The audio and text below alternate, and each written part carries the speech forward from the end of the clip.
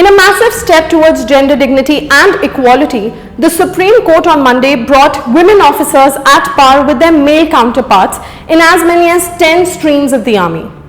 The case to grant permanent commission to women officers was first filed in the Delhi High Court by women officers in 2003. 28 years after they entered the army, women officers have finally been able to break an armor-plated ceiling. They were fighting the battle for nearly 10 years in the court. The case received a favorable order in 2010 but was never implemented, rather challenged in the Supreme Court by guess who? The government. The then Congress government opposed the order that ensured parity for women in the army.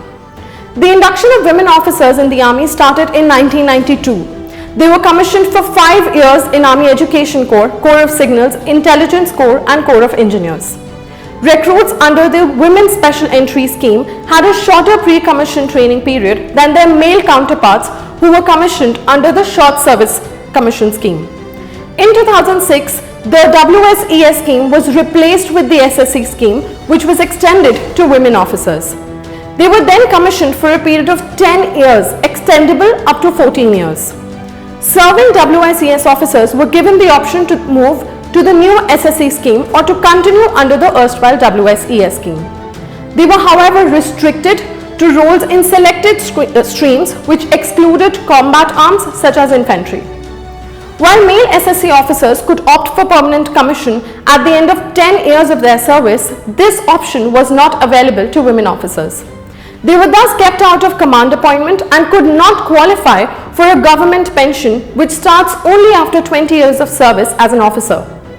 So while we proudly project Captain Tanya Shergill as a woman leading a contingent in the Republic Day Parade, we do not make her eligible for a permanent commission in the army. Justifying the discrimination, the government put forth arguments before the Supreme Court which included occupational hazards and physiological limitations to justify the proposal. The Apex Court rejected these arguments, saying that they are based on sex stereotypes.